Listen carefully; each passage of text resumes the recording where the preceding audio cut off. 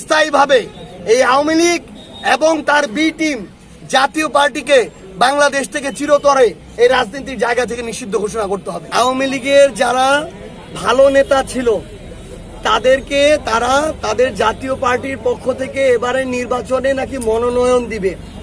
তো আসলে সবচেয়ে বড় কথা কি, ওই যে চোরে চোরে মাসতুতো ভাই, একটা তো কথা আছে। তো চোর বাটপার যেগুলো এখন আওয়ামী লীগের ব্যানারে রাজনীতি করার এই বাংলাদেশের সুযোগ নাই, কারণ তারা হাজারের উপরে মানুষকে খুন করে তারা তাদের নিজেদের পতন ঘটিয়েছে, তাদের পতন হয়েছে। তাদের যে মা, সেই মা এই দেশ ছেড়ে পালিয়েছে। সে যদি ওই রকম ভালো হইতো তাইলে তো দাঁড়ায় থাকতো। সে তো জানে যে সে এতগুলা খুনের খুনি এবং নির্দেশদাতা, জনগণ তাকে পাইলে তার আস্ত রাখবে না, এই জন্য সে দেশ ছেড়ে পালাইছে। তো এই এক চোর পালাইছে, আরেক চোর এখন তাদের ব্যানারে, যেই চোর এতদিন তাদের ছায়াতলে ছিল সেই চোর এখন তাদের ব্যানারে তাদেরকে আশ্রয় দেওয়ার কথা চিন্তা করতেছে। আরে আওয়ামী লীগের একটা নেতা এই চুরি বাটপারি সন্ত্রাসী চাঁদাবাজি খুনি এটা ছাড়া কে নেতা হইছে?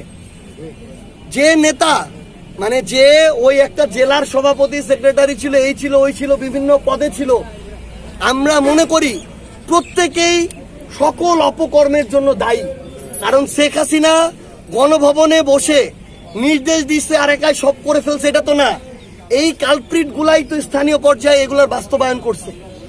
এই প্রত্যেক কালপ্রিট তো এই স্থানীয় পর্যায় থেকে শেখ হাসিনাকে ধীরে ধীরে স্বৈরাচার করে তুলছে। আপনারা এতদিন দেখছেন যে আপনি খালি শেখ হাসিনার বিরুদ্ধে কিছু একটা বলেন, সবাই মিলে একসাথে ঝাঁপায় পড়ছে।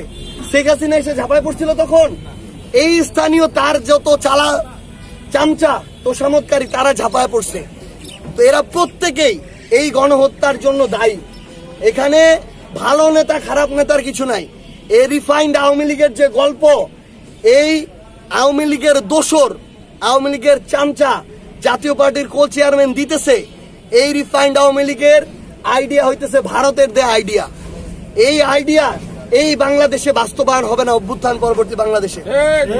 আমরা স্পষ্ট করে একটা কথা বলি, এই বাংলাদেশে যারা 2009-এ বিডিআর হত্যাকাণ্ড ঘটিয়েছে, শাপলায় আমাদের আলেম ভাইদের উপরে নৃশংস হত্যাকাণ্ড ঘটিয়েছে, এই 24-এর অভ্যুত্থানে হাজারের অধিক ছাত্র জনতাকে খুন করেছে, সেই খুনিরা এই বাংলাদেশে কখনো রাজনীতি করতে পারে না।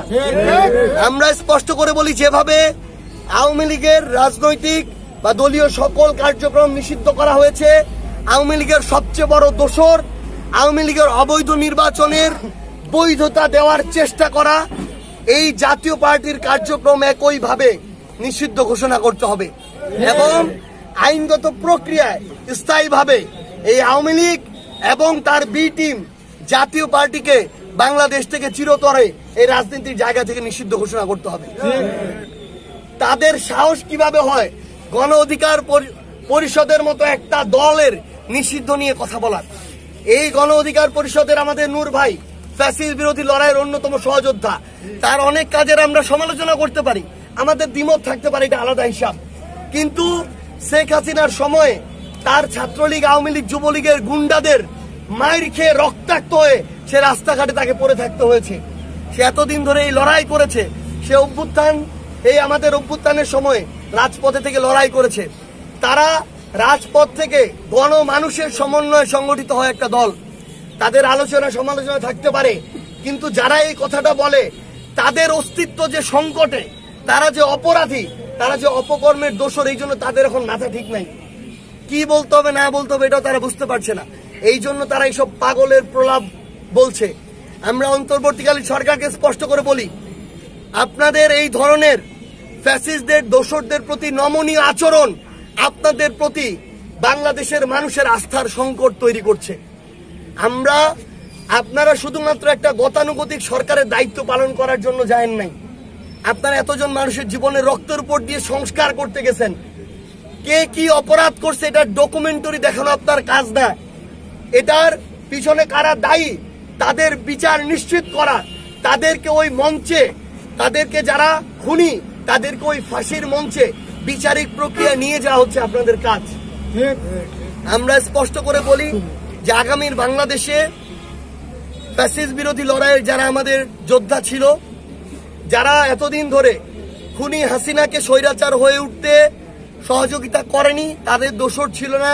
শুধুমাত্র এই অভ্যুত্থানের সহযোদ্ধারা আগামীর বাংলাদেশের রাজনীতিটা করবে এবং সকল ফ্যাসিস্ট এবং স্বৈরাচারের দোষরদের আইনগত প্রক্রিয়া এই অন্তর্বর্তীকালীন সরকারের সময়ে বিচার নিশ্চিত হয়ে তাদের যে রাজনৈতিক কর্মকাণ্ড এবং দল, এগুলোকে নিষিদ্ধ ঘোষণা করতে হবে।